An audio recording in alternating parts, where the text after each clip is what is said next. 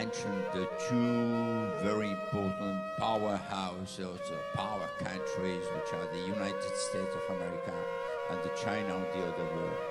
And when you look at China, how would you describe the ecosystem of China and what is making it so successful?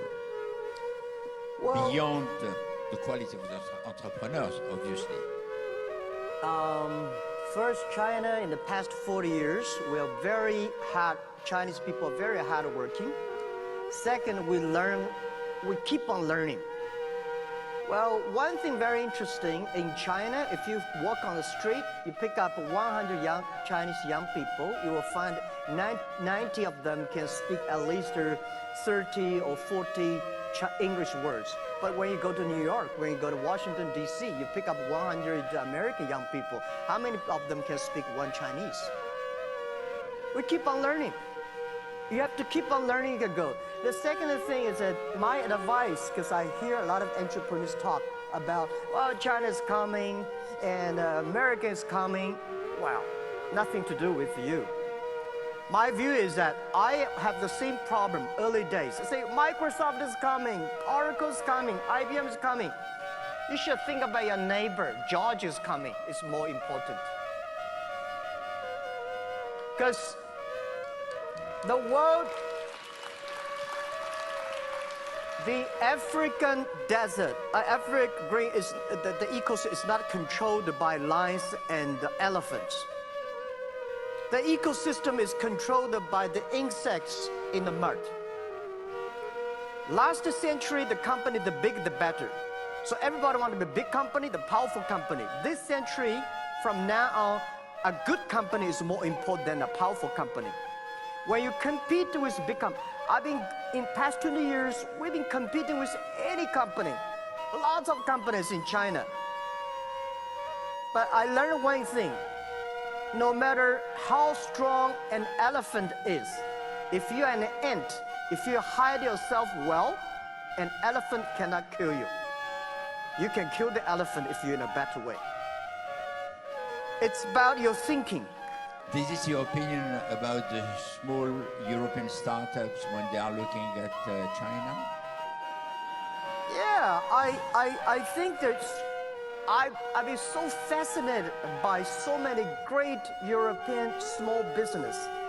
You have such high quality products, great services, great stylish, tasty. And sell to China instead of waiting China selling to you. And using internet, old days, you cannot do that. But today, huge opportunity. Young people try to use the internet to sell to everywhere in the world. Yesterday you mentioned that Alibaba is helping roughly in a certain way 14 million people a year. Yeah, we created close to directly or indirect 40 million jobs in China. Which is an impressive number. How this is happening? Yeah, I think internet, because I'm not a technical guy, I was trained to be a high school teacher. And I worry about technology, like anybody.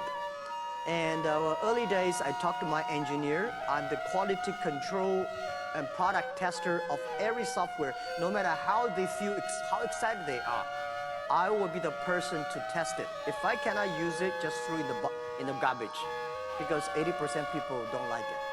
So if I can use it, lots of people can use it. So I think technology is something we enable people. Early days, when Alibaba started to do it, people say, well, this is a terrible model because American, you are helping big companies. They are helping big companies to save the cost. My view is that China don't have a lot of big companies. So we should not help big companies. Big companies don't need us. They always want to do something themselves. We should help small companies. By helping small companies, you should not think about saving the cost for them. Small companies are so good at saving the cost. They want to make money. So we enable small companies to make money online. We help them to sell farther. We help them to find a reliable, a little bit cheaper supplies. So everything we do is trying to making sure small business, easy to do business. They're easy to access financing, easy to have logistics, easy to find buyers and supplies. So that is what we do.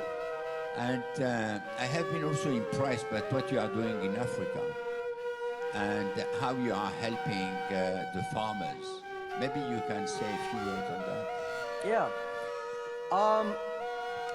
I visited Africa 2 years ago, and I was amazed by the people, but the passion, the young people there. And reminds me, because just now when the president talking to the entrepreneurs, I was sitting there, I was so touched and moved.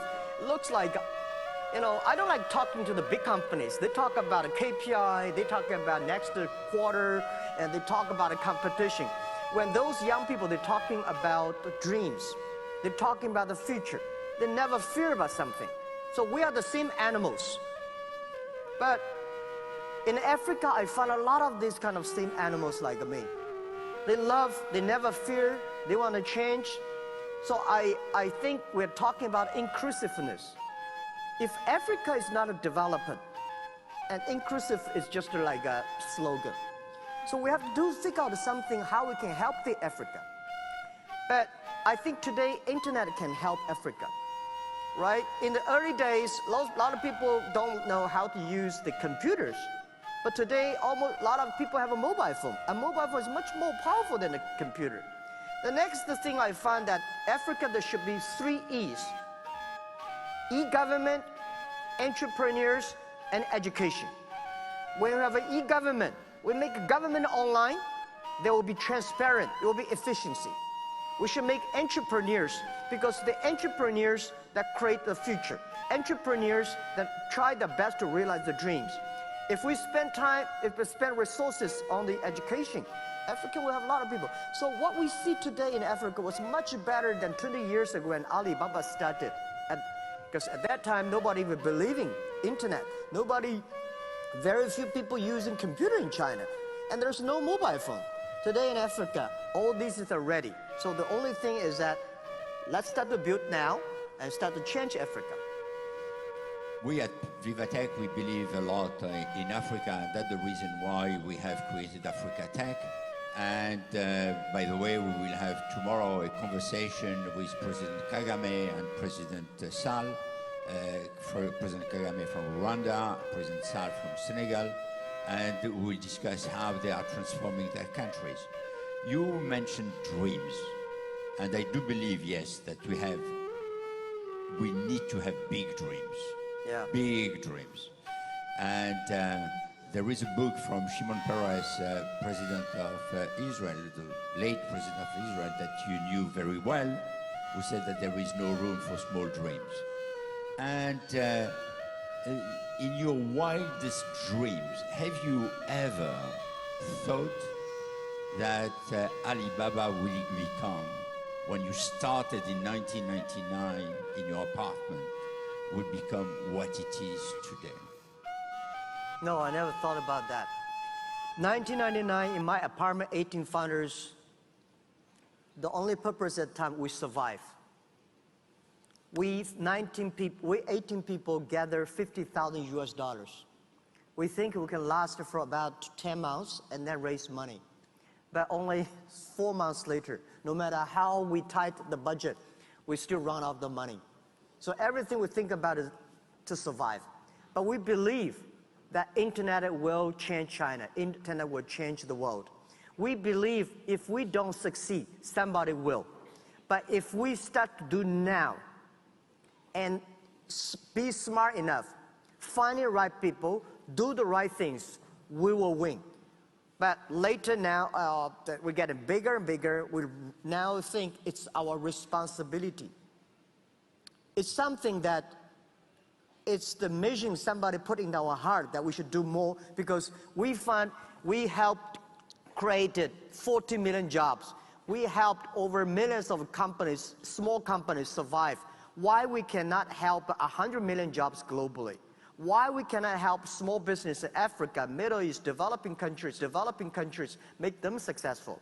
By the way, the difference between artificial intelligence, AI, and people is that machines never have dreams. We have dreams. If you don't have dreams, you will never win with machines in the future.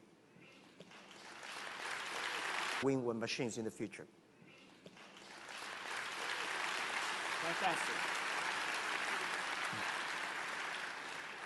I know you that you care a lot about people. When you look at what you have done, do you believe that Alibaba is good for the people?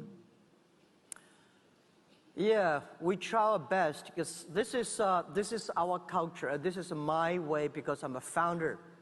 I know nothing about technology. I know nothing about marketing. I know nothing about the legal, all the stuff. And what do you know? I want to know about people. I know people. I was trained to be a teacher. As a teacher, you want your students better than you are. You want your best product is your students. You want this student to be a lawyer, that student is a banker, that student is an entrepreneur, that is a mayor. You don't want this bankrupt, that in the jail, that is in trouble. So you always want people better. And then you have to listen to them. You have to see their thing. And then make all the things to making sure that you can empower them. You can make them teamwork. You can then collaborate. So this is how we do. And I find the more you care about your team, the team will care about you, and the team will care about their customers. So I talk to all of my people early days, don't make me happy. Don't love me. Make your customer happy. Make your customer love you, and I will love you any minute. That is very simple. So everything we do as a founder, make your customer happy, get your team, make your team happy, and you will be happy. Great.